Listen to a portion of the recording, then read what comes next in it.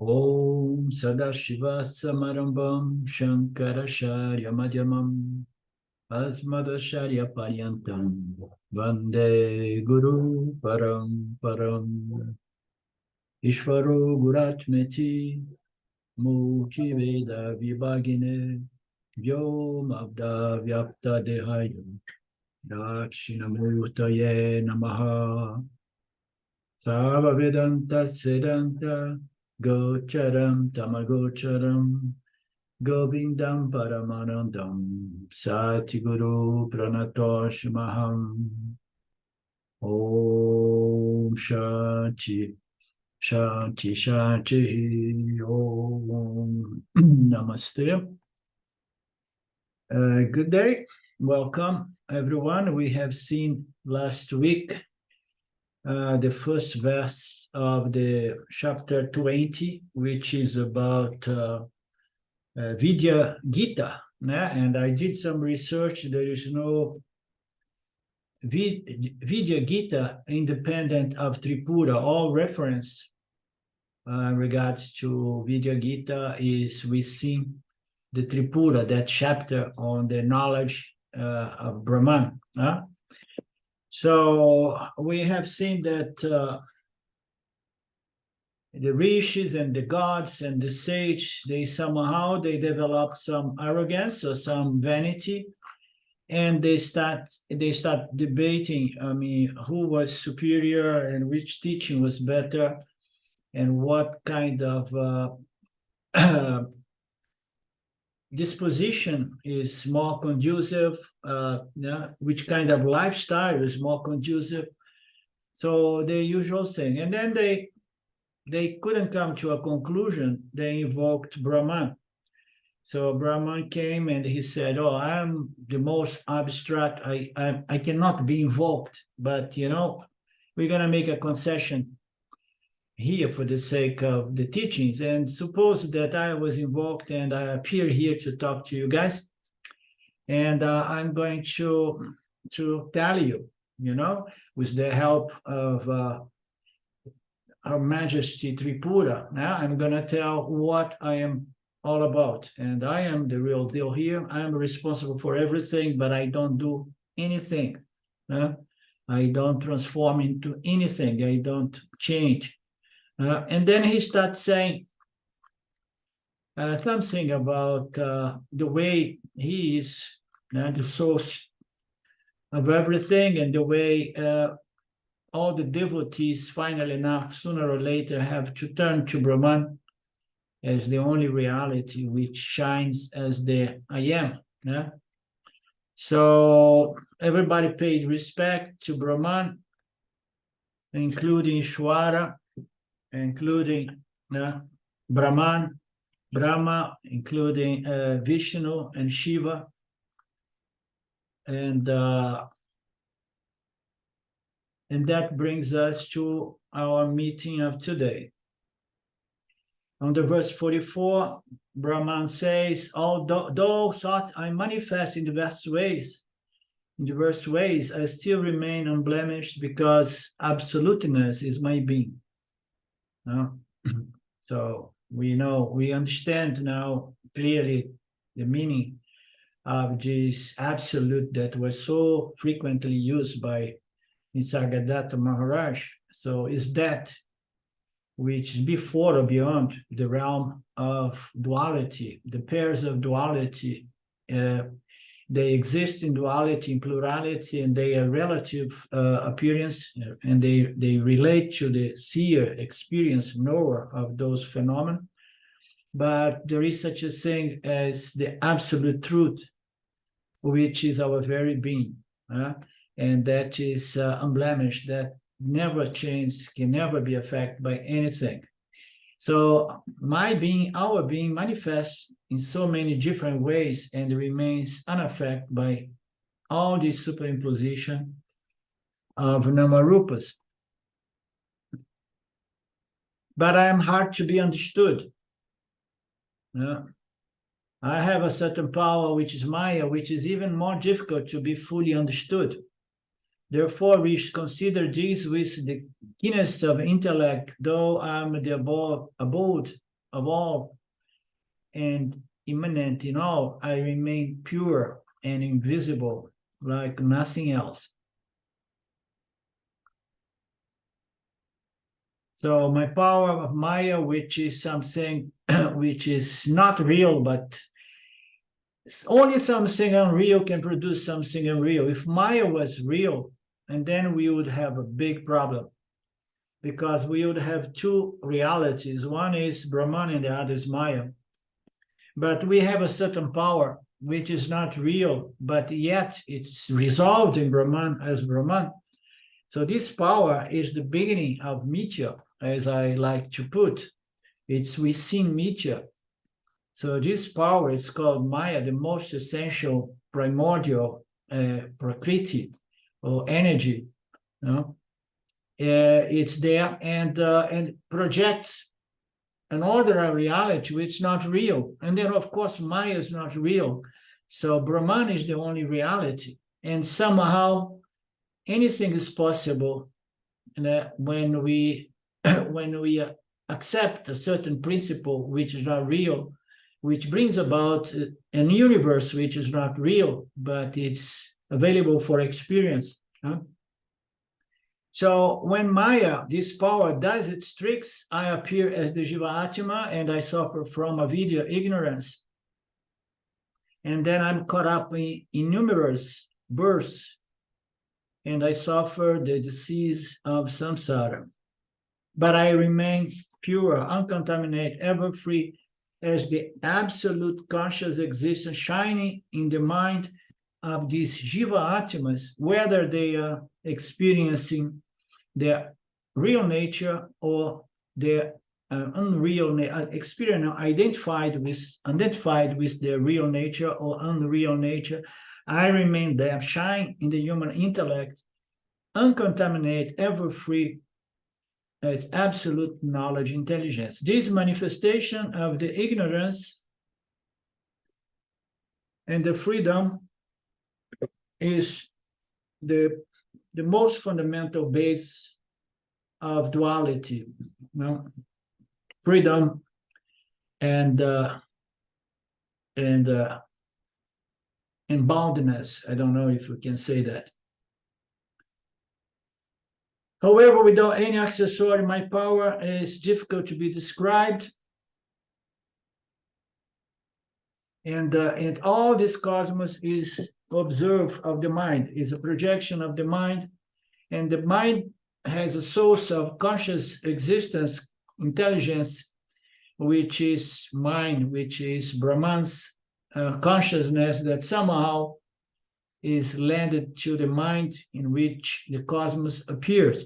The cosmos is observed. Knowledge related to me is complex, but it can be dealt with under the two categories, dual and non-dual.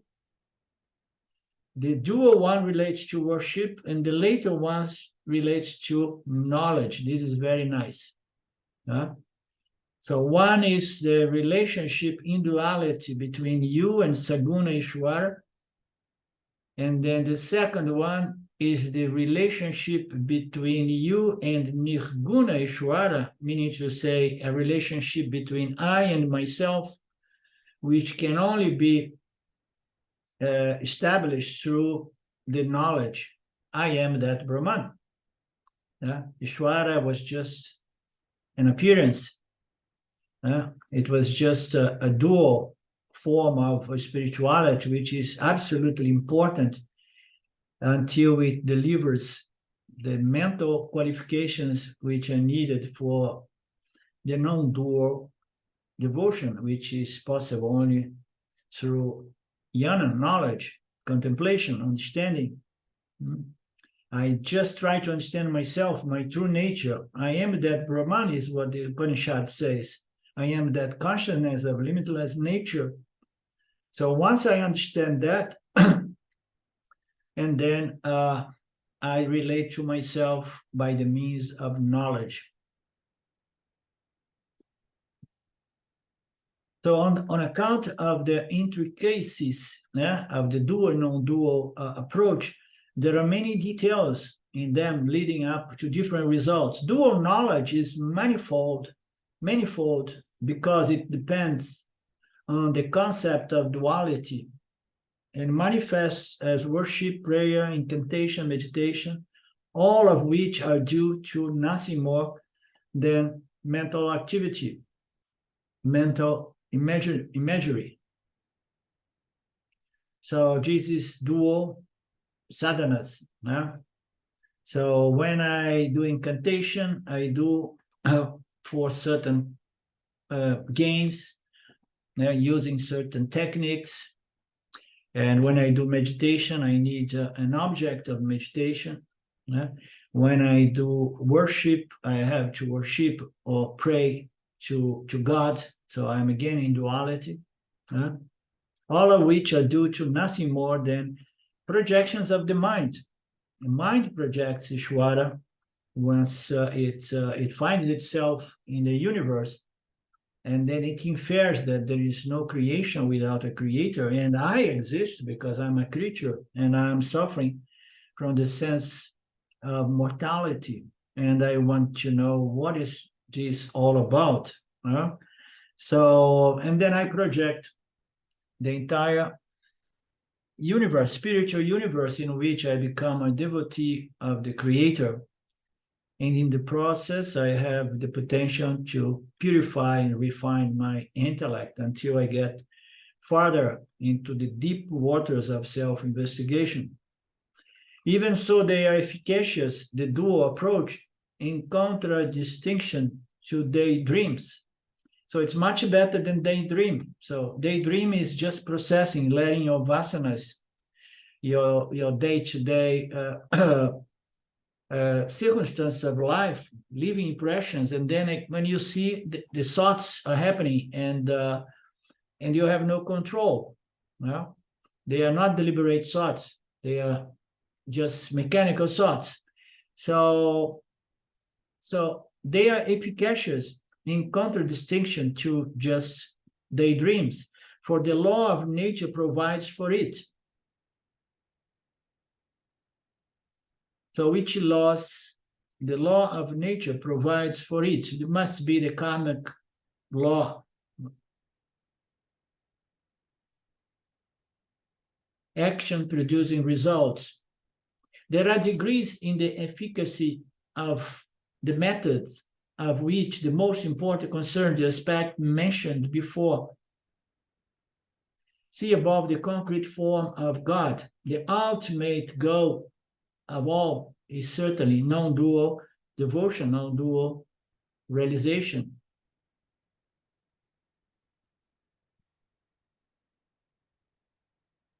So what is the concrete form of Devi, of God? So the entire universe is the body of God, we could say. But I don't know which reference it says here, see above the concrete form of Devi. So I was going to consult you guys if you have any insight about that. But well, if you go back in the text 2 pages, there's a paragraph. The second paragraph down starts, my concrete form is the eternal couple, the Supreme Lord and energy. Okay, beautiful. Thank you for the reminder. Yeah. Is the creation, the creator, and the energies by which the universe unfolds. So, commentary, mental imagery cannot put forth tangible results either directly or in successive stages.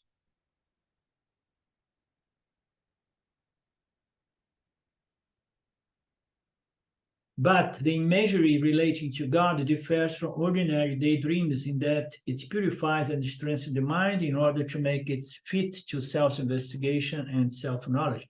It's exactly on those lines. If you leave your mind alone, it's going to be recycling its impressions, kind of daydreaming. The thinking process is absolutely mechanical, undeliberate, out of control, wild sometimes. And but when you direct those thoughts to God, in the light of the teachings of karma, dharma, upasana, and yana yoga, you're going to have enter the process of purification and strengthening of the mind, development of qualifications for self-investigation in the light of the teachings of the Upanishads. Again, the most efficacious among the concepts of God is the one already mentioned, namely the eternal couple. Although it will not directly remove ignorance, yet it will help its removal for the resurrection of the man as a full-blown yoni. So it says that devotion to God, the concept of God. So again, it presents God as a concept. And the most efficacious of those conceptual gods is the one, namely the eternal couple, which is it's a vague statement, the one that Mark just read it. And I couldn't quite understand what it means by can you repeat again, if you have a printed book in your hand, that passage, Mark? He says, my concrete form is the eternal couple, the supreme Lord and energy, all in undivided union, abiding as the eternal consciousness, pervading the three states of waking, dream, and deep sleep. So it's we could look into it as the three energies, three guna, the three energies. I was wondering if it was Brahman and Maya. It could be interpreted as Brahma and Maya. Maya is the most fundamental energy. Yeah, definitely. Yeah.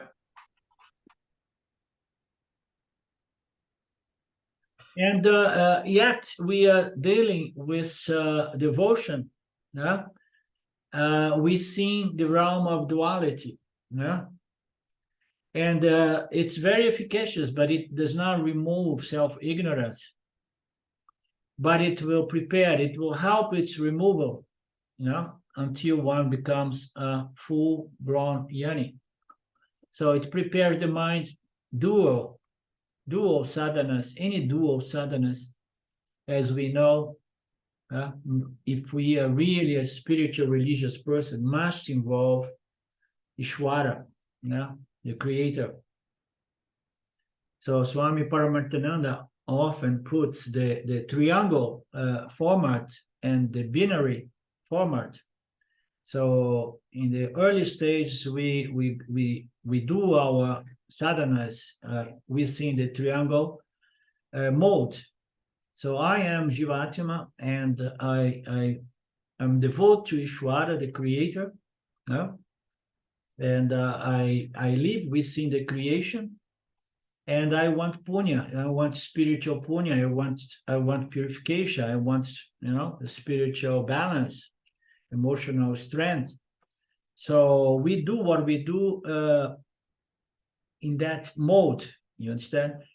And all we can get is self-improvement, self-betterment, purification. Purification is not going to remove self-ignorance directly, but it's going to help preparing the ground for a successful self-investigation in the lights of the final declarations of the Upanishads. Worship of Brahman, the abstract intelligence, in a concrete form is not only useful but essential for non-dual realization. For how can one be made fit for it without the benediction of her? And her here is Tripura, which is that Brahman beyond the three states. Okay. How can one be made fit for this wisdom without the blessings of that which is beyond the three states of the Jiva and even beyond Ishvara, Jiva, Jagata? which is the source of all knowledge, existence, and intelligence. And worship of this abstract Tripura, this abstract intelligence in a concrete form, is not only useful, but essential. So how can we make something which is so subtle and abstract as a concept, as conscious existence, how can we turn that into a concrete pursuit, a concrete form of Brahman? It's useful and it's essential that you understand Brahman. So how are we going to understand Brahman in a concrete manner? So again, I don't know exactly what is the pointer here, but my take is that the mind has to become so subtle, so scientific and refined, so that it can wrap itself around the concept of Ishvara, Saguna Brahman first, which is already difficult for most devotees around the world. They want to worship a certain form of their deities, you understand? And then says, no, Ishvara is the creator behind all deities. So, and then we have to try to understand, but how I'm going to worship Ishvara in a tangible, concrete manner, And then you became a Vedantin, a Karma Yogi, because you do not have any form which represents the creator. No, you have forms who represent these deities that you worship to gain something, but Ishvara, it does not have any form. No. So, and then you have to understand that Ishvara is very abstract and subtle, but yet, we can wrap our mind around the concept that is the supreme intelligence, supreme power, supreme knowledge that projects, sustains, and recycles everything on a regular basis. So that is already difficult for us to hold, that to understand in a tangible, more concrete manner. So now to transfer that understand to the understand of Brahman, which is not, it's not really intelligence, and which is not energy, and it's not matter. Brahman is the substratum of even space. So we are dealing with something that is so abstract, so subtle, but yet is the substratum of these energies, even of Ishvara and Maya. So how are we going to worship Brahman in a tangible, concrete form, which is essential for non-dual self-realization? So, we are left with what? I'm asking you guys, we are left with what?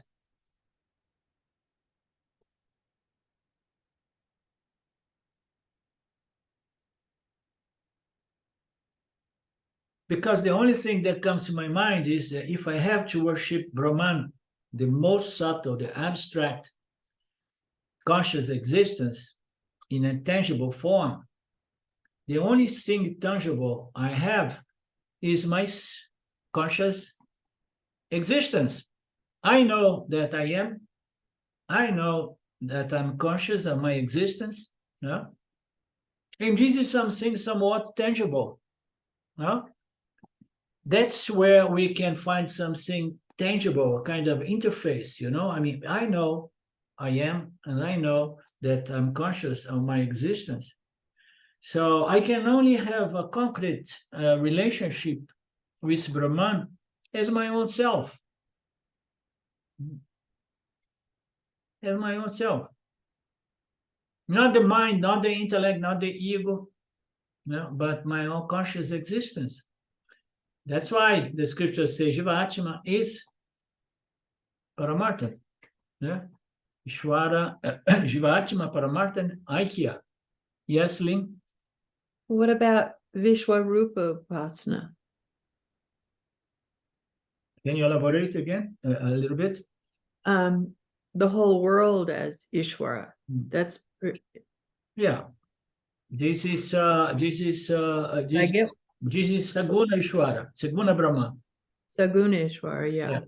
Saguna, we can see Ishwara as pure knowledge, which is the intelligent cause of the universe. So we can see Ishwara as the material cause, because Ishwara is both, as we say. This later on is going to be demolished when we go into Mandukya Upanishad as well. You understand?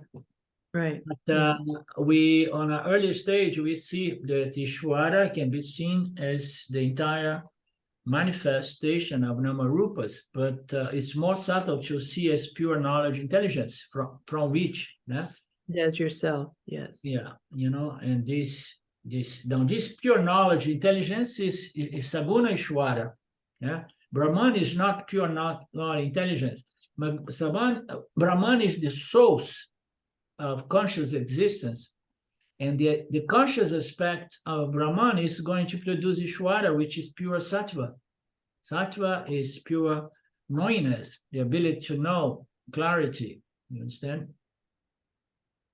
But when we want to worship non-dual Brahman, Nirguna Brahman, the only tangible manner we can do that is by identifying that I am that I am. I am that conscious existence. Jiva-Atma is Paramatma in its essential nature. Yeah? So, and then I'm transferring my dependence. Now, like in the Gita, it says we begin dependent on the world. Yeah? So we see the world and we establish association with people, place, things, and circumstances in which we can be dependent and get a sense of security and so on. And then we become a devotee of Saguna Ishwara. We transfer our dependence to Saguna Ishwara, become a devotee of Saguna Ishwara. And then later on, the scripture are going to invite us to transfer our dependence from Saguna Ishwara, yeah, from the world, Saguna, and now to Nirguna Ishwara. So when I place my dependence on Nirguna Ishwara, I'm placing my dependence on the self, and I am self. So, and then what kind of dependence is that? You know, I'm dependent on myself, which is independence. You know? So how am I going to worship myself in a concrete manner is what we investigate here. And it is essential for non-dual realization. How can one be made fit for self-realization without relating to the self, relating to Brahman as something which is beyond Ishwara Jiva Jagata, in their substantial energetic aspect. Non-dual realization is the same as pure intelligence, absolutely void of objective knowledge. So we know, I mean, our intellect has some sattva guna working for us that allows us objective knowledge. But our intellect, with the help of these creatures, allows us self-knowledge as well. Self-knowledge is only possible when we move from dual to non-dual inquiry, okay? Sadhanas. So non-dual realization is the same as pure consciousness. I realize my nature in consciousness as consciousness. And then I am realizing myself. I was searching for myself. I realize myself as limitless pure consciousness. And this knowledge is not dual because I'm not knowing anything other than myself. Yeah? So this non-dual realization is realization of something which is pure consciousness, which is my very nature. And this consciousness is void of objective knowledge, absolutely void of objective knowledge. Such realization nullifies all objective knowledge.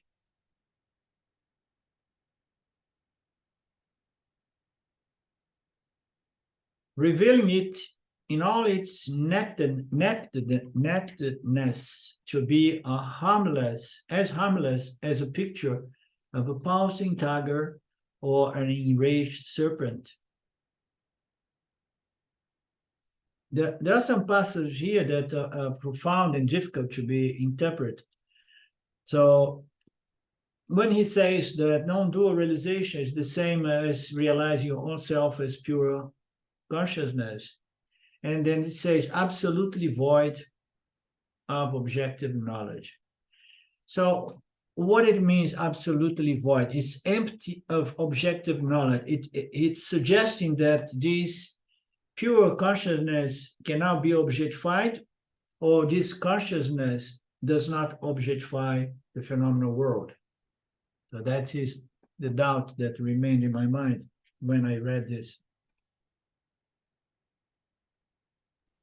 Could it be more asanga, like and that makes me think the picture on the screen of the movie, like the screen is not affected and it has no content. Yeah, really. Yeah. So to me, it sounds more like that, because as we know, again and again, some passages of our scriptures, they state that that Brahman, or this Satchitananda, the nature of the self, is not a knowing, experiencing entity. So since he's one without a second, as you were saying, Lee, does not have any association, is Atsanga. It cannot know the world objectively, except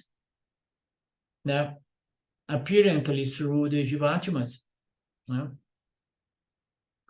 So non-dual realization is the same as realizing yourself as pure consciousness, which is absolutely void of objective knowledge. Such realization nullifies all objective knowledge. So the author may be saying that once you have this realization, which is self-knowledge, which the knowledge you respect to your true nature / identity, all other knowledge are seen to be meaningless as far as resolving the fundamental human problem, or curing Jivatma from the suffering of samsara. So realizing this knowledge is a knowledge that makes all other knowledge very small, just there for the sake of transactions. And then such a realization nullifies objective knowledge, revealing it in all its nakedness to be as harmless. So what is as harmless as a tiger picture? What is as harmless is the objective world. It sounds like it's the knowledge, objective knowledge is dual knowledge, knowledge of the phenomenal world. Once you know the self, all knowledge in regards to the world, it's not only useless fundamentally, but it's the knowledge of something that is harmless, such as the picture of a tiger. You think it's something on those lines? What do you think, Mark?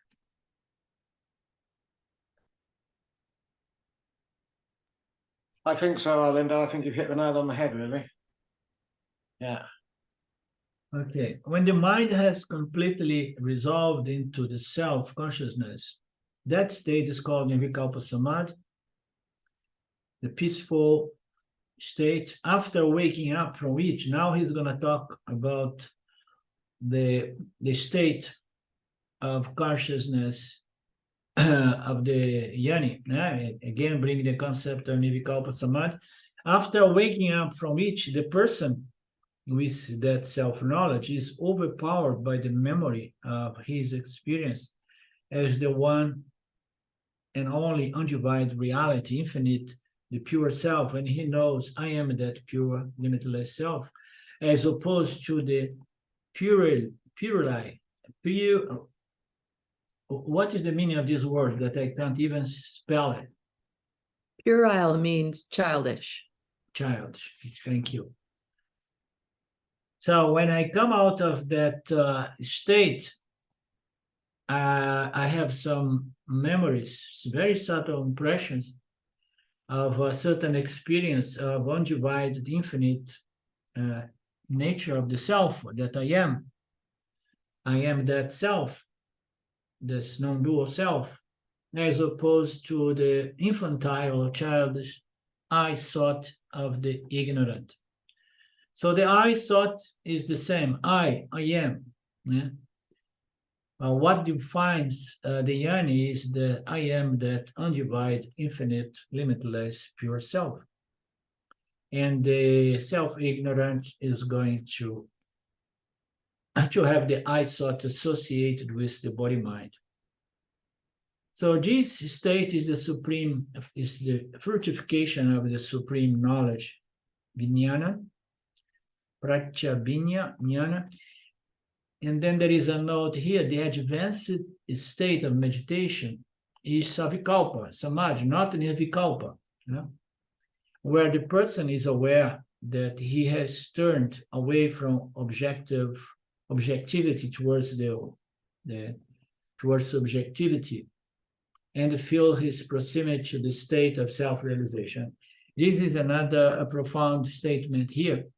The advanced state in deep meditation is savikalpa samadhi. So the meditator is still there. The mind is still alert, very subtle. In that state, the person is aware that it has turned away from objectivity towards subjectivity. So he stopped trying to objectify the world and tried to objectify the self, and he moved towards subjectivity. And he feels somewhat very close to the final understanding, the so-called self-realization. And this is very profound because the tendency of objectify the self remains up to the very end.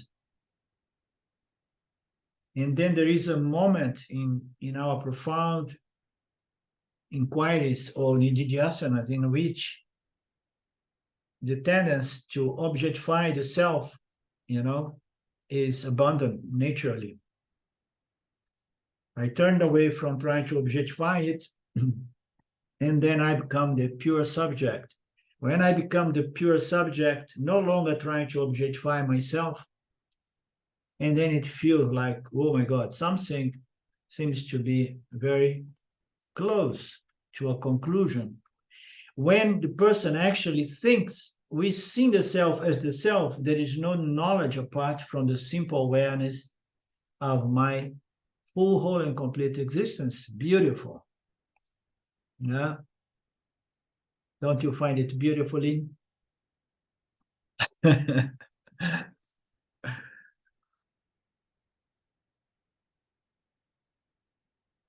This is nirvikalpa samadhi. So you see, he's presenting nirvikalpa samadhi in a different way here. He says that when we are profoundly merging in savikalpa samadhi, there is a duality. What is the duality of a nirvikalpa samadhi? So we are meditating, and in that advanced state, we meditate on Brahman. We begin our meditations on Saguna Brahman, and we end our meditations in Nirguna Brahman, in the advanced states. But still, there is still a sense of duality because I'm still projecting Brahman, Nirguna Brahman, as something other than the self, my very self. And then there is a moment, this objectivity towards the self fades, and there is a sense of pure subjectivity. Okay? And then when the person realizes, thinks within the self as the self, there is no knowledge apart from the awareness of my conscious existence. And then he presents it as Nirvikalpa Samadhi, which is the, I would say, the Vedantic version of Nirvikalpa Samadhi, in which the intellect of the Jiva-Atma is still exercising its faculty of knowledge, discrimination, determination in a very, very subtle level. And then he said, this is Nirvikalpa Samadhi. So I stopped searching for the self as something other than myself. And then I had this experience, incredible, blissful, of my conscious existence. And this is Nirvikalpa Samadhi. So to my take is that the yoni at this point does not disappear. The dual nature of self-inquiry or self-search collapsed into the non-dual realization. That's what it was saying before. The dual nature of sadhana brings about experience, devotion, the experience, and non-dual brings about what? Brings about knowledge, self-knowledge. Waking up, the meditator sees the world just as any other man does or woman does, but her outlook has become different now. The person is now able to know his pure self and no longer confounds himself with the ego. Beautiful. Something happened. And now the person does not confuse the mind with consciousness anymore, the intellect with consciousness. That is the acme of self-realization. What is acme? The essence? It's kind of like the highest point. Highest point. Yeah. Climax, yeah. This is a very, very nice description of the process of self-recognition is a good word I like. When you recognize that you are exactly what you were searching, seeking for. Theoretical knowledge consists in differentiating between the self and the not self through a study of the scriptures or the study of the teachings of a guru or by one's own deliberation or effort.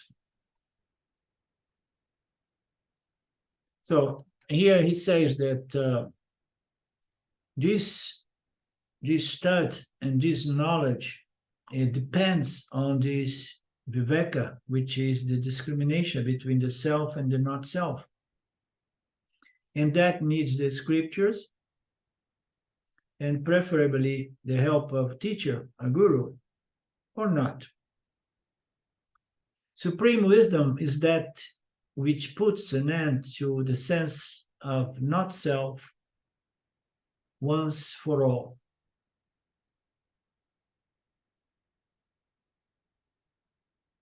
So, supreme wisdom is that which puts an end to self-ignorance once for all. What is self-ignorance? I am the body-mind. The scriptures have established already the body-mind is the not self. No. You are that in which the body-mind appears and disappears in certain states.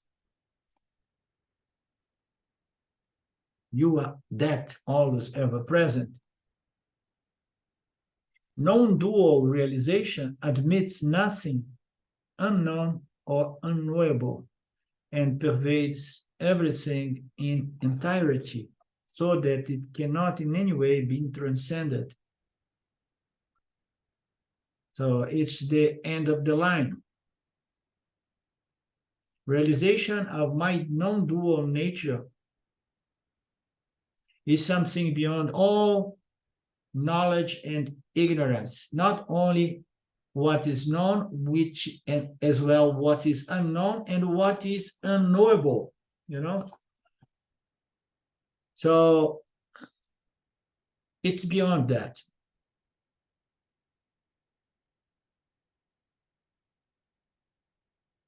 Pervades everything in entirety, so that it cannot be, there's nothing beyond it, nothing transcendental to the self. And then the example of a mirror and the image project in the mirror.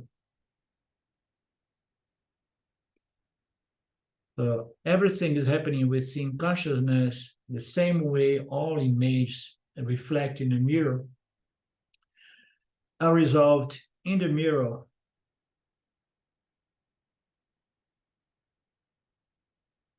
And they lose their existence without the mirror. Everything that's known, not known, unknowable, exists within consciousness. And without consciousness, they do not exist at all, because the mind projects all of that, as we have seen in the previous statements here. When this knowledge is accomplished, the intellect becomes quite clear, because all doubts have been destroyed.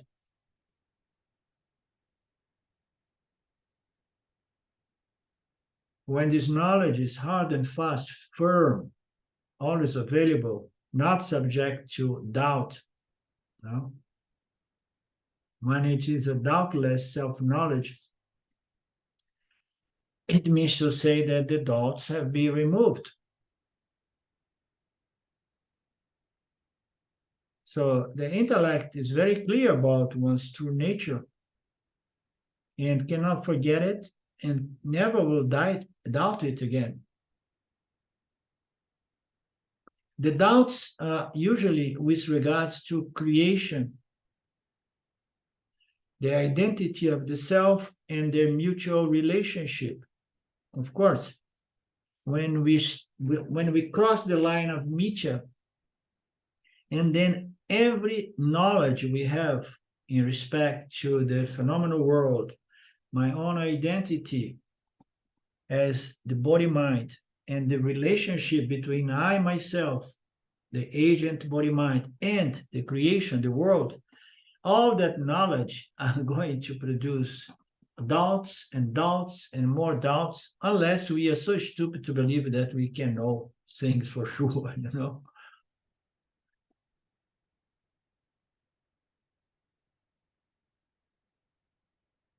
And then the predispositions of the mind, lust, greed, anger, are destroyed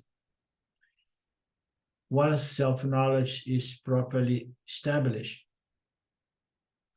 free of doubts. When the knowledge, I am free, limitless consciousness, independent and free from the body-mind's experience, when that knowledge is clear, my vasanas, my predispositions and tendencies in regards to the world, which in the process has produced the illness of samsara, which is desires, expectations, and a long list of emotional disturbance, suffering, psychological suffering. When my identity is firmly established, those are the predispositions, they get destroyed. And this is quite a statement.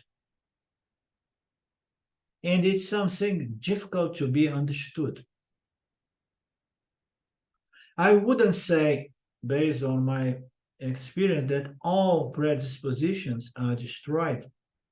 But I can tell you that when self-recognition took place, most of those predispositions that were producing suffering and negative reactions, they disappeared, and I couldn't understand how and where they went.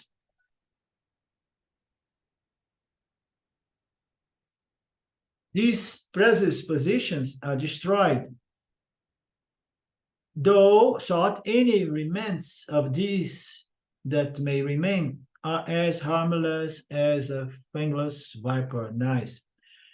It confirms my direct experience in the sense that most of those vasanas somehow they are destroyed. Why?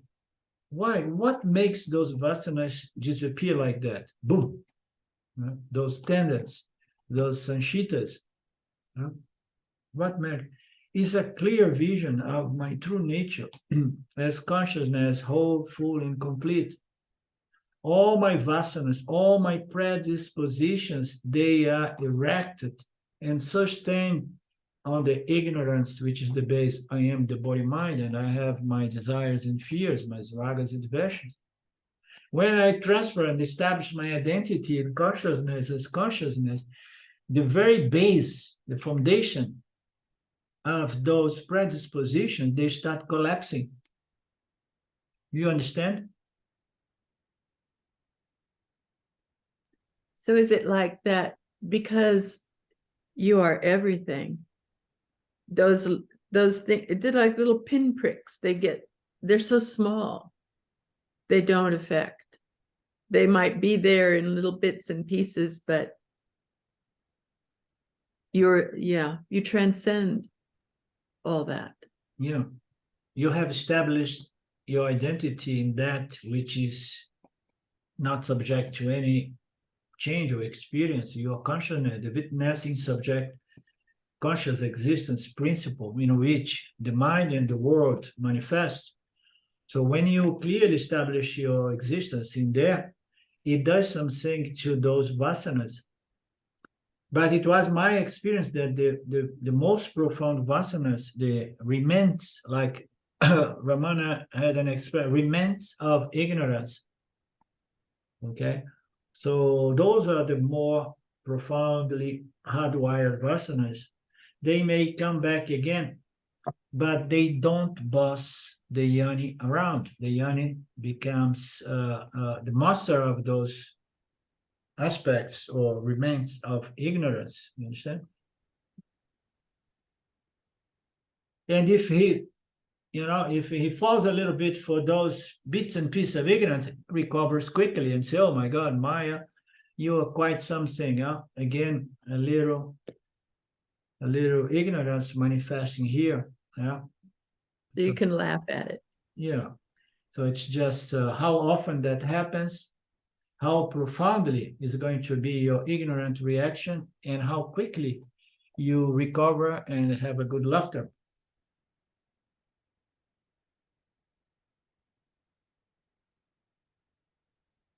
It's easy. I like this topic because I have always wondered what happened when self-recognition took place that I changed so much.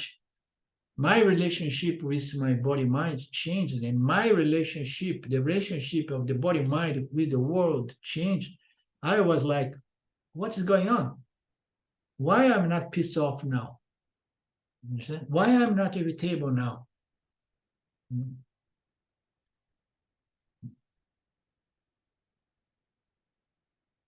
The fruit of self-recognition, self-realization is the end of all misery here and hereafter. I always say it's not only in this life, but hereafter. And absolute is the source of absolute fearlessness. So what we fear the most? We fear the death of the physical body.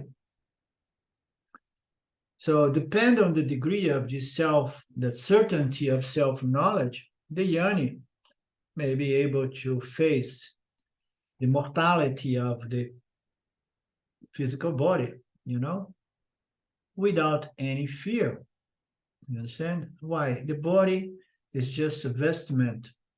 It will go, and as far as I'm concerned, I don't want to wear any body anymore.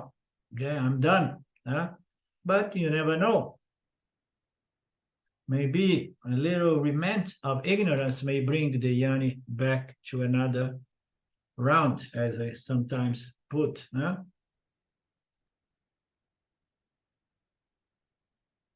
And this is called liberation or emancipation. Note, there is an end of misery in sleep. This is a good point. So every night we put an end to misery and suffering. But sometimes the mind is so damaged, largely damaged, that the person has difficulty to sleep. But in most cases, there is an end of misery in deep sleep.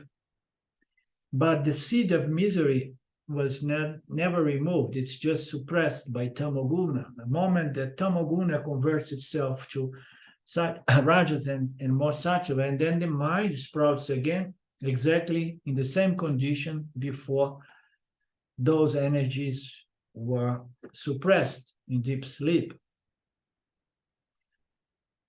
So, on the other hand, the self-realization is not suppressing the misery, the miserable mind. Self-realization destroys the cause of the miserable mind. And what is the cause? Also, I am the body-mind. And I need my desires and fears to be met, and I'm having a hard time to control my experience in this world. Arlindo, I love something I remember from my TM days when roasting the seeds so that they can't sprout again. Yeah. This is a very good analogy, yeah. The mind is there, but it does not produce vasanas, does not nourish vasanas. It somehow stays there consuming all vasanas and destroying the vasanas.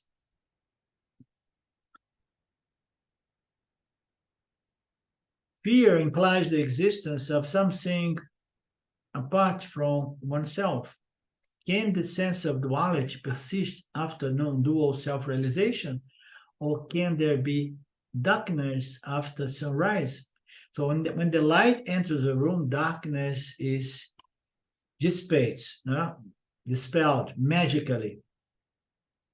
The same way when knowledge comes in, ignorance also disappears.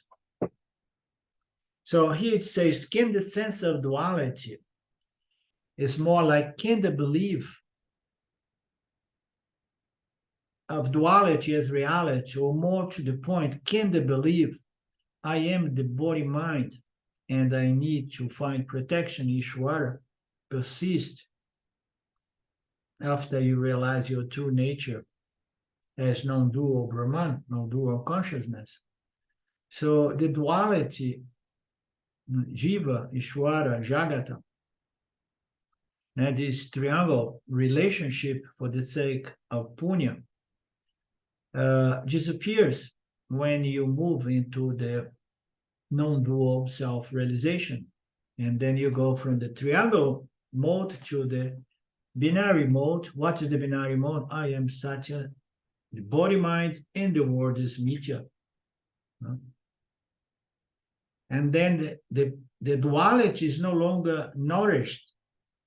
The yoni is never really there trying to change the world and the field from which it has its experience. So Swami Paramarthananda puts nicely very often that you absolutely abandon the idea of trying to manipulate the setup, because you have fixed your mindset. Your mindset now is in the binary mode. I am Satchitananda, whole, full, and complete, and the world is just a mere projection, apparent projection within my own self.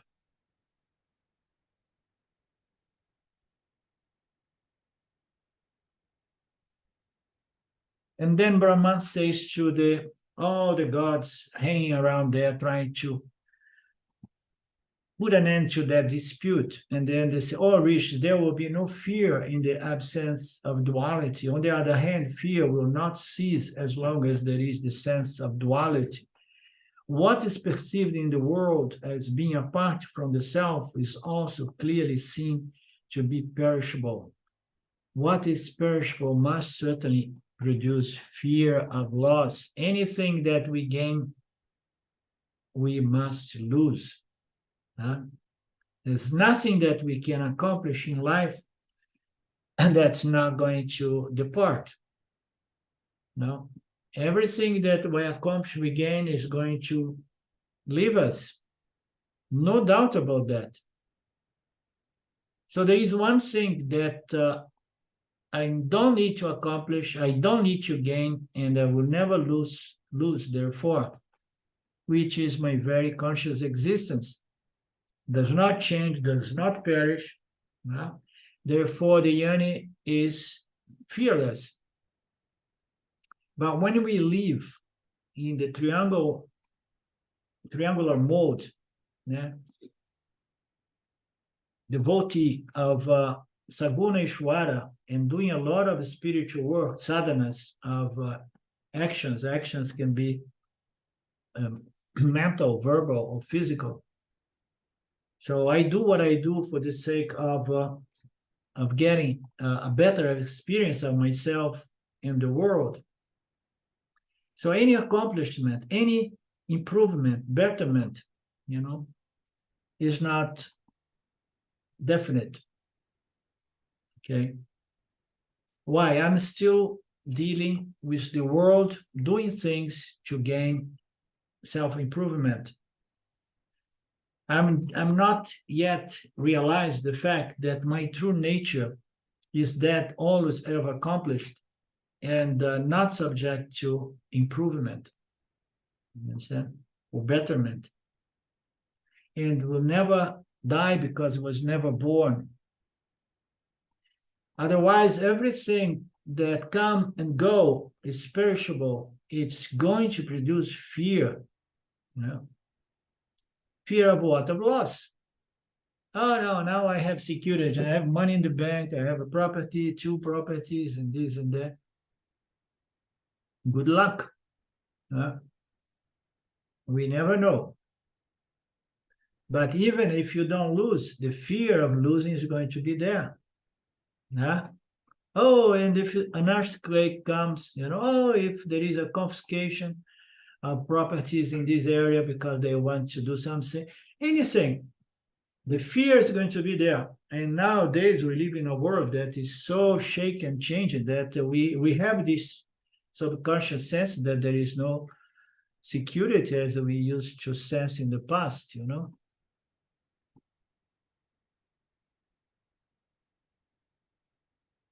Union implies separation, so also acquisition implies loss.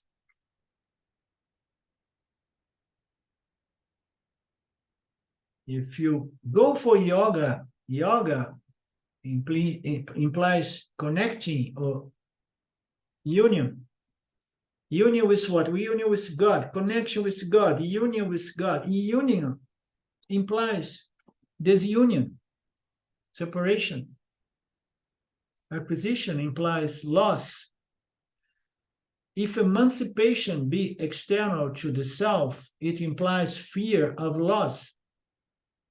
So if moksha or liberation is gained somewhere external to my own self, I'm going to be gaining something other than myself. And if I'm gaining something, that something is subject to loss. So more logic that proves the point that what we are seeking is the accomplishment of that always ever already accomplished. It's just a click in understanding.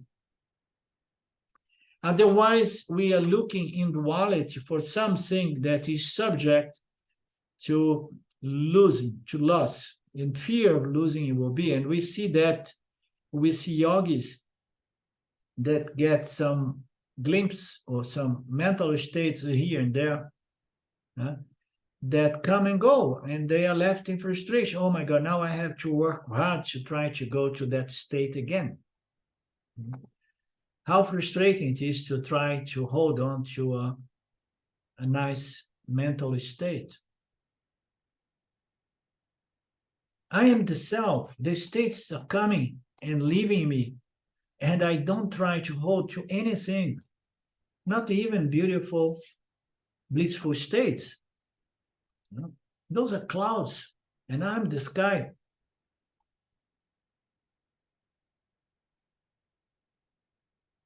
So it's not worth going for it. On the other hand, moksha is fearless because it's the recognition of the true nature of the self as yourself. When the knower, knowledge, and known merge into unity, that state is totally free from fear, and hence moksha results. This trinity of the knower, known, and knowledge, when all of that collapse, so we are in the world of duality in which experiencer, experience, and experience takes place, this trinity, So when all of that collapse, it means to say that I realize that which is not a knower, which does not know objects, and it's beyond knowledge and ignorance. There is only one consciousness. This understanding is free from fear. And this is what means moksha. Jnana, the supreme knowledge, wisdom, is that state devoid of thoughts, will, and desire, and is unimpeded by ignorance, free from ignorance. So jnana, this self-knowledge, is that jnana is knowledge, knowledge that which is always good. The fruits of this jnana is a condition or a state in which desiring thoughts, no longer sprout, like to use the analogy of lean, of the seeds that do not sprout because they were roasted in the fire of self-knowledge. Therefore, desires and fears are not going to sprout. And one is free from ignorance once for all. Okie dokie. Anything else? Just beautiful. Thank you. Thank you, Lynn. So we meet again this coming Thursday. If by any chance I need to stay a little longer, I shoot a message to you to see if we can move it to Friday, okay? Because I have certain things to do in town. Om Purnamada Purnamidam Purnamudachyate Purnasya Purnamadaya Purnamevavashishate. Om Shanti Shanti Shanti. Namaste. Indeed, very beautiful. I enjoy this text. I enjoy you guys' company, and we're going to keep doing it, Ishvara willing. Namaste. Thanks, Arlindo. Thank you.